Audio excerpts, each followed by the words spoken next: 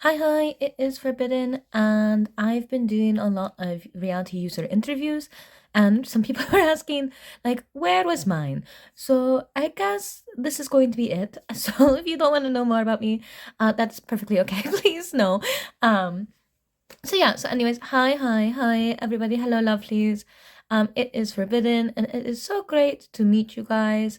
Um, I am your local ink demon. I do tutorials, I do informationals. On reality, I just talk a lot, all right? I really like talking. So yeah, that's my stick. I just talk. Occasionally you'll find me singing. It's either when I want to sing or I need donations. Um, because people apparently think it's funny to make me sing. I also do avatar ratings. I am an avatar addict, and have gotten the name Gocho Professor in the community, because I can tell you where everything is from. um, so that's kind of me in a nutshell, um, about this character, right, and who I am on reality. Would I consider myself a VTuber? Yes and no. Okay, I am not doing this account for serious VTubing. Okay, I'm not like that's not my goal. But am I cross posting? Am I posting on other medias? Yeah. I have 4B Access, which is on TikTok, it's on Twitter, it's on Instagram, it's on YouTube, it's on Twitch. So yes, I am making content cross-platform with this model. So yes, I'm doing that as a content creator. Okay, and yes, I do know a lot about the VTubing community and space and like the terms and like what all goes into like a pre-debut, what all goes all in to like being an agency streamer versus not an agency streamer and things like that, right? I also know about like scheduling and all the different arts and overlays and just general things you need to do to be a streamer and content creator. Now, the reason why I say that I am not really a VTuber is because for me, this is a hobby. All right. This is my hobby account. This is me doing this because I enjoy streaming in this manner. Okay. Um, do I have experience being a content creator on a different platform? Yes, I was a face streamer for a couple of years. I've done a variety of different projects. Um, one of them was a very successful face streaming career. Some of it was just like good fun with friends, playing some nerdy games. Okay, because I'm a huge TTRPG, LARPer, role player, cosplay. Like that's my bread and butter. That's the stuff I really, really like doing, IRL. And so I did do some of that on Twitch. But I've also done like gaming content, ASMR content, music creation, things like that. All right. So I have a variety of content that I've done under my belt. I have done podcasts before. I'm currently doing a podcast for Reality Fest, but it's not like a super in-depth podcast, but I do podcasting on occasion. Some things you have to realize about me though is I am a jack of all trades, and a master of none of them. So I can do XYZ, but never to the level of mastery. Okay. Part of the reason why I left face streaming is because I was incredibly burnt out and I had a huge mental breakdown when I could not handle the fact that my streams weren't getting the same amount of views. I wasn't getting the same amount of likes, and my analytics were going down, or at least that's what it seemed like. And so it got to the point where I went into inpatient for therapy, okay, for 2 weeks. And I erased everything and anything that had to do with my face streaming career. I just called it done. I walked away from it. And when talking to my counselor, and about how much I had missed streaming and creating content, she had recommended doing something like VTubing. Okay, that's how I ended up into the VTubing space. Well, it's because my therapist recommended it, because she was like, you need at least the social interaction that you got from streaming, because it was such a large chunk of how I engaged with people, that I really didn't know how to engage outside of my IRL group without streaming. Okay. So VTubing really became like a mental stability and mental help for me personally. Okay. But I say it's a hobby because I'm not doing it for the analytics. I'm not doing it for the likes. I'm not doing it for the subscriptions. I'm not doing it for like the additional Patreon and the merch sales and all that jazz. All right. I've been there. I've done that. I can take you through the guide. If that's something you want to learn how to do, can tell you how to do it. No problem. However, I'm not like a professional business marketer hoo-ha. It's just from my experiences, I can help you to an extent, of course, because everybody has something else that they want to do. I'm speaking here with my hands and my model is just like lunging at you. Sorry. But like that's something I really want to make clear. Is like, this is not a profession for me at all. This is a hobby, and that's why I don't necessarily consider myself a VTuber. Because there are hobbyist VTubers, and here's another thing in the VTubing community that people don't necessarily realize. If you are a PNG, a streamer, you are technically a VTuber, okay?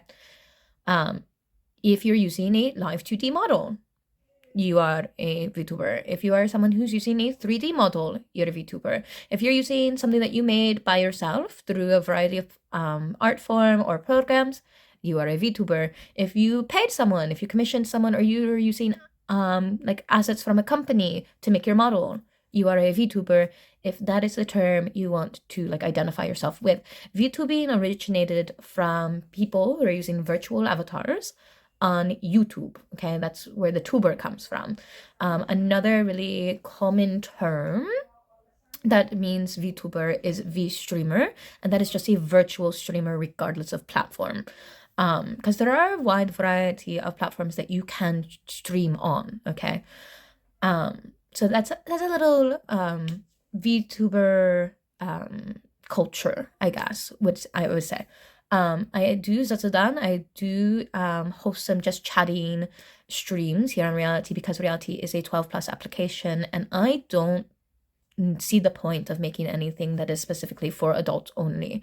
Again, this has something to do with my background in streaming. I don't see the point. I also work with children professionally. And I've always worked with children professionally, so my vocabulary really is not geared for adult audiences. I mean, can I swear like a sailor? Yes, I went to sailing camp. I did grow up in a family in the marina business, okay? So I know a lot of the adult words. I know a lot of slang. I just don't see the point of making that like prevalent in my culture, especially if it means like less people will be able to see my content, especially because my content is informational, and just getting to know people and bond with people in the community. Like that is my content that I make, and I don't see the point of drawing a line between the groups, right? And so again, that's me in a nutshell. How did I find Reality? I originally found Reality with my group of people that I was streaming casually with for TTRPGs. We had somebody who was not comfortable face streaming, and this was before I really like did the deep delve into VTubing, and actually what led me into the VTubing scene and like checking out VTubers on other content sites. Okay, they weren't comfortable showing their face, and so we were looking at alternatives, and I was looking up VTuber models, and Reality popped up. I looked at it. I put like $200 in just to see like what type of assets were available to make a model. Showed it to my friend. It wasn't what they were looking for their character for this roleplay game that we were going to be shooting, right? So instead we had hired a artist to make a PNG, which then later like got developed into like a 2D model, okay? But yeah, so after my big breakdown, I had stumbled across an ad on Instagram about Reality, and it made me remember, oh, like, hey, yeah, I had a Reality account. I got my Reality account right around when the international server started, about 2.5 years ago. And so I went onto my phone, I re-downloaded the app, I went to sign in, couldn't sign into the account. I couldn't sign into the account. And Reality does say, like, you're not supposed to make a secondary account, but like Reality's also gone on record stating like you can have a second account, right? So if you can't log into your account, that's fine. You can always make another one. But that's part of the reason why I went with the name Forbidden, was because this is the Forbidden account. And so it gives me a good chuckle every time I see the name. And then like, because I do informational tutorials, it's like, hey, I'm sharing forbidden information. And ooh, that's why my other accounts are called Forby Access, is because I'm giving you access to the forbidden, right? Me and my puns. But why do I stay? I stay because of the community. I stay because of my mental health. I stay because of the outreach, and I stay because of what reality is doing with the metaverse. I love it. I've done a lot of like digging into the metaverse. I really think it's where the future is going. I've also been really into VTubing and like watching the market of like where VTubing is going as well. And it's general good fun. So that's mainly why I stay though, is because of the community. And that's why I do a lot of things like the event club, and I do giveaways and just overall just chatting, because I want to know the people. And that's another reason why I'm doing these interviews. So yeah, we already talked about me being a content creator on other platforms. I love a good analytics page. That is something I really want to see more. On reality is analytics. Because we do have like the stream summary, but it's not the same as when you go onto like TikTok or Twitch, and it literally gives you like a breakdown of your interactions, of like how many people came in during this time from this region, and that their account is registered on, because that really will help you when developing content. And again, I may not be using this as actual like streamer, like them making this, trying to make money off of this. Okay, there are plenty of users who are part of agencies on the reality, both on the international server and on the Japanese server, that are actual signed VTubers who are trying to make a profit. There are plenty of indie VTubers as well on this application. And some people do make good enough money that at the end of the day, this is their main job. A lot of people see this as like a side job as well, because they are making some, but not enough. And some VTubers are fully supported by their community when it comes to their model development, and their cameras and their setups. They are able to get that funded through their community. So don't be like, oh, I don't have the same type of community as I would on like Twitch or something like that, or you know, it's not true. Okay, you can have a throne. You can easily put it in a link tree or a card. Have your throne list. Have people gift the same way there. You can have your Amazon wish list. It's a thing that people do, just like you do on your other platforms. Now, a great thing about reality is that they do not tolerate chargebacks. Like people will lose their accounts if they have a chargeback on their file. But it's really nice as a streamer, because when you are streaming and you're going through like OBS, right, and you have your PayPal linked to get donos, people charge back, and then the streamer is in the negative because of those chargebacks. Because reality does not tolerate chargebacks, the streamer doesn't have to worry about that, and so they will always get the percentage that reality says that it would get of the donations. Okay, so that is something I really, really enjoy about reality as a streamer. Okay, now reality does have a percentage, just like Twitch does, just like YouTube does, and it's fairly in the same competitive range. Okay, now reality has it where you can keep the in-app currency, so you are able to use it to pokocha, to buy or send donations to themselves, instead of having to go through a big hassle of, oh, I get the money back from my account and then I have to like resend it to out.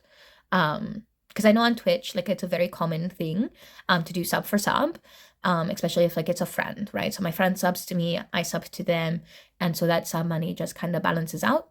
But it's still on my card, right? So I can just have the in-app currency and do it through there. Now, reality doesn't have a subscription system yet. I really do wish at like some point we do have a subbing. We just have a follows list. And some people are like, oh, your follow count on reality doesn't really like represent anything. No, it does. If you actually are engaging with your community, like your follows amount is very accurate. Some people have large amount of following and they're like, my streams are dead. I'm like, well, that's because you're making like AFK, you're not engaging, right?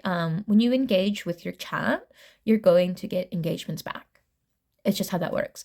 And that's something I feel like a lot of new streamers need to understand, is that, like, yeah, you may have a pretty avatar, a pretty model, and you may think, oh, I'm doing this, or like you're just sitting there in silence. There's a reason why when you're in like broadcasting, when you're in media on like the radio, there's something called dead air, where if you are silent for 10 seconds, it is dead air and you should just cut it.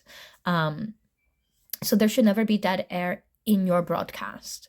If you cannot keep the conversation going, if you cannot keep content being produced at a good rate, there's nothing wrong with stopping your broadcast, taking a minute, reorganizing your thoughts, and then starting another broadcast. Okay? You should always pretend that an audience is watching you, even if there is nobody there, because eventually someone will walk in. And do you want them coming into dead air? Do you want them coming into silence?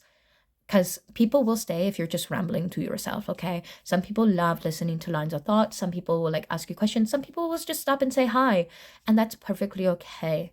You just have to keep pushing, okay? And eventually people will come, you'll get your regulars, and then they will literally start bringing other people in when they're in other streams. They'll be like, oh, hey, I see so-and-so is streaming. I'm going to hop over there, right? Or maybe they're in chat and they're really engaging and then suddenly this person is gone, right? You can, if you're following people, you can see where they're watching. Like it's you can have that function on so people can see where you are.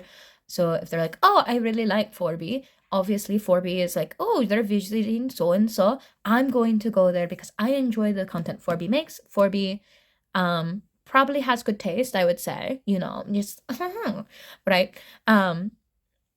And so that is how you can meet other streamers here on Reality. Okay.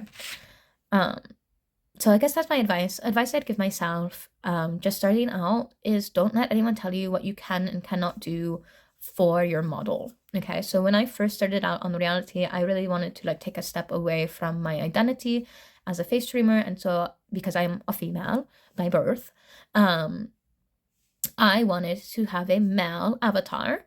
Especially because at the time, the assets that were available, I really liked the male assets more than the female assets. I put a little bit of money in to get the assets that I wanted, and I started my stream, and I had people saying I couldn't be a male model because I'm a lady. Right, I'm a lady, and so therefore I cannot have a male model. So then I did put money into the assets for the female, and it was a very cute kawaii model. And because I had done ASMR content before and like meditations before as a content, it was something I fell back into. And then I had someone who tried to SRP in my chat. And I was like, oh, I have never had this happen on any other platform. And so I ended the broadcast, and it was like midnight. It was midnight, and I was like, I think I'm done. And I randomly clicked on somebody's stream, and it ended up being Radish Bear, which is someone I have interviewed already in this segment. And I talked a little bit more about it, but just the way that he handled the trolls and how he engaged with his chat and how I saw his chat interacting made me keep the app. And that is how I then started visiting more streamers. I started seeing the content that was being produced on Reality. And it is different content than what it is on Twitch. For the most part, you do still have your gamer streamers. And Twitch is now more expansive. It's more than just games. But it's a lot like an interactive podcast. I would say as like the closest form. It's live streaming. But if you talk to a lot of people, they are just chatters. They're people who are here to talk and engage with other people, and to like build themselves up as people and to build others up. That's a common thing that you will see in the international server. If you get into like the Japanese server, there is a lot more music production. There's a lot of singers. There are a lot of people who are doing other sorts of content that you'd classically see in content creation. Which makes sense. The Japanese server is a little bit older than the North American international. And it's just also the type of content that is normally produced in Japan when it comes to streaming. So there's that, right? So that is my suggestion to myself, would be like, don't let people tell you what you can and cannot do when it comes to your model. Do I have a live 2D model? I do have one being commissioned. Am I going to show anyone it? No. Because again, Forbidden is a Eldritch ink demon. They make contracts, and so every person who enters in joins my contract, and the contract is just to be open to new information and get to know others and just have a general good time and share much love with others. Okay, that's the whole shtick with Forbidden. That's literally what you do every time you enter my stream, is you agree to those terms and conditions. It's in the fine print. So I've talked about how I got assets, right? I have no problem paying for my assets. I have no problem commissioning artists. I have no problem with any of that because I've already done it. I also come from a family who are artists, right? My grandparents own the stained glass shop. My sister is a graphic designer and she does freelance work. And my grandmother on my other side was an oiler painter, and also did beadwork. So some of these were hobbies, some of these were actual like careers. They all have gone to art fairs. They've all made money off of this. And so that is always something I've been brought up as, to support your artists. So there are artists who make the avatar assets, and I have no problem paying for these assets. But there are free assets on Reality that are very nice. So on my model, the hair is free, the eye shapes are free. The earrings are also free on this model. Things I bought from the store would be this hat, this top, these pants. Those are all from the store. My nail polish and my eyes, my lenses, are from Gotcha. Right, so you can get a variety. Oh, the hair clippy is also from the store. So you can get a wide variety of assets from a wide variety of places. You can also custom color your lenses and your hair to make it so it's more personalized to you. Forbidden, if you see really any of like my official content for the events that I host in Reality, it is this minty green hair and these lenses you'll see consistently. I do make other models though. I make other avatars because as an ink demons change their shape to make better deals. And so you will see me with a wide variety of models. But it is still me at the end of the day. It's just me with a disguise. I am a person of many, many different faces.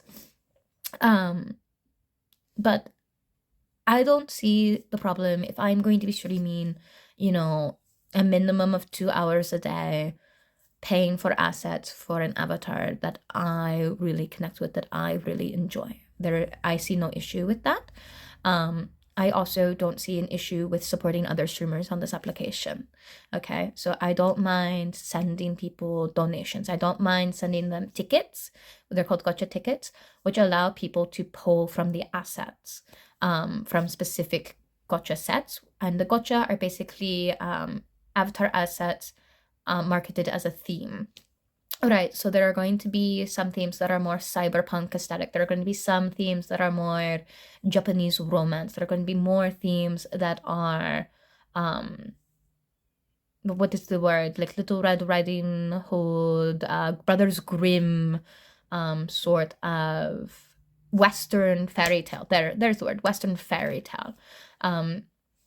So there's also deep sea gotcha, where it is based off of like jellyfish and mermaids. Okay, so there's a wide variety to pick from if there's a certain aesthetic that you want to go for. And then there's the avatar store, which allows you to buy assets direct, and these assets tend to be more casual streetwear or business wear, like things that you would see people wearing IRL, while the gotcha tend to be more fantasy like, okay, or more traditional clothing. So that is something my fan mark is a whale with a little money bag, because I do spend money, and I spend quite a bit of money inside Reality. And that's something I'm okay with. I also don't mind being called a whale. It's something, a conversation I'm very open about. I do come from card games, like poker tables and things like that. I have family members, like about 5 generations of professional gamblers in my family. I was taught how to count cards. I was taught how to shoot craps. I have been paid to catch people counting cards. So I have no problem being called a shark. I have no problem being called a whale because I have been both of those in gaming. Um, and I do not just spend in, here as a game, I whale in other games. Don't even start me on my Genshin or my Honkai or any of my other dress up games because, again, I don't have an issue spending for assets that I know I'm going to enjoy. But if anyone wants to ever ask me about whaling or like if I think it's a good investment or things like that, I have no problem talking about it. Just don't ask me to be like, oh, I would love if you just, gave me some donations or hey, I would love some assets. That's why I do giveaways. Um, so I can just give free things to people who I may not know, but I have no issue supporting streamers who are making content that I do enjoy. And that is how a lot of the wows on reality are. As long as you are producing content that they personally enjoy, they have no problem supporting you, just like any other donor or well or oiler that you will have on YouTube or Twitch. Okay. So that is a culture that is still here on reality. Um, is there something in reality that you would like to try but you haven't yet? There are so many things in reality that I would love to try that I haven't done yet. So I, again, because of the content I make and because I do find this to be a hobby, I'm not grinding events. I've never participated in a coin cap and I probably never will participate in a coin cap because I have no issue paying for my own coins and I would rather people who cannot afford to buy coins win the coin cap. And maybe they can afford it, but they just don't, right? They don't put the money into the application because they'd rather play it free to play, and that is completely fine. There's nothing wrong with being free to play. Right, but because I am someone who, like, I've already got over this hurdle, I've already accepted it, I probably won't do a coin cap. I do the badge events pretty regularly, I would say, because I like to get the badge for the community events that I host. So this September, I'm going to be doing Reality Fest, which is a cultural festival celebrating streamers from around the world inside of reality. I've done Reality Camp, I've done Reality Prom, and so I like these badges because it is like a little flair, it's a little memorial of, hey, I either participated in this event or I'm going to participate in this event. So I like letting more people know because as more people get these badges that go on their profile, more people then know about these community outreach programs that I'm doing, right? I've also do the background event pretty regularly. Like this background, I absolutely adore it. I do finger hearts all the time IRL. It's also an emoji that I use pretty frequently on my keyboard. It's always in like my top 5. So I really wanted to have this wallpaper. And so that's why I do the wallpaper event. So to get wallpapers, there are a variety of wallpapers at different point donations, right? So if I reach 10,000, I get one. If I reach 100,000, it's another one. And then if I reach 150, it's a third one. They've now introduced, if you get 200,000 points in donations, you get an additional t-shirt that will match the 100,000 background, okay? Am I ever going to really target that goal to get the t-shirt? No, because I don't use the t-shirts that reality gives me. Honestly, I have a closet full of golds of 4-star super high rarity items. And I also have a closet full of avatar shop items that I purposely pick out. So me personally probably won't use those. So I probably am not going to try to fundraise, right? To raise awareness that I want that level of donation. I did get convinced to do the sticker event. It is an event where you're allowed to get a stream emoji that everybody on your server is able to use. So some people use it to put themselves as a permanent marker of kind of like showing like they were here as a content creator. And so a lot of people use their model as their sticker. Now, because I do not use a consistent model, because I'm an ink demon who always changes their faces, right? I'm going to do a Make It Splash sticker. It's a little whale with his little money, so it's my fan mark is what I'm basing it off of. And the thing is, a splash doesn't have to be a large donation. It is whatever you're able to give to your streamer. And that's what I want it to be. I want it to be I'm supporting you. I am making a splash. And also kind of encourage other people to be like, oh, this is content that people are really enjoying. Let's all splash, because each little splash of water that comes out of the bucket adds up, right? And so that's the whole that's the whole purpose of the Make It Splash sticker. And so I'll be running that event in October. I'm super, super nervous about it because I don't want people to like donate and donate and donate and donate and then us not get it. But as I've been talking to more streamers who have done this event in the past and they've run this event multiple times, it is okay not to succeed. And so I will be I'll be doing it. I'll be trying it. And I wish everybody else who does this event the best of luck, right? I want to see everybody win, but only 3 people win per month. So there is that. I probably will never do the t-shirt event. It's not an event I really find appealing. Again, I don't wear t-shirts. And I really don't keep an avatar, which if the design your own t-shirt event was still around, I probably would do it. And again, I would do a fan mark instead, because with my avatar always switching, the print your avatar tee is just not appealing to me. And also, I don't think I have that many fans to qualify for a fan t-shirt. But that is a really interesting way to make merch. I've done the Metaverse Expo. I was in that. I would like to eventually be a booth though as a creator. I was just in the slideshow the last time, so I'd like to up it and get my own booth inside the Metaverse Expo. I applied for the Creators Fair this last time. I didn't make it in, and that's fine. I'd rather see the artists, the true artists of reality, showcase their stuff. Besides me, who is like, little whale sweatshirt. Right? So those are things I look forward to. I'd also love to get involved with one of their IRL events. Reality does do cons. They've done an Indonesian con and they have one in Japan. I hope eventually we'll see one in America because, again, I'm here for the community, for outreach and to getting to know people. So I would love to actually meet up with people. And if we can all cosplay our avatars, a passion of mine mixed with this, lots of fun. And then I guess the last one is, do you think your culture affects your streaming? I think so. I put a lot of myself into Forbidden. All right. I really do. Do I put everything? No, I do keep a wall between like who I am and who my character is. Because at the end of the day, Forbidden is an ink demon and I am an actual human being behind the screen, right? So there is going to be a divide. But definitely like my socioeconomics, my race, my gender, all of those things really affect me. And part of the reason, so I am multilingual. I do know several languages. I've studied 12 languages and I am studying a 13th one right now.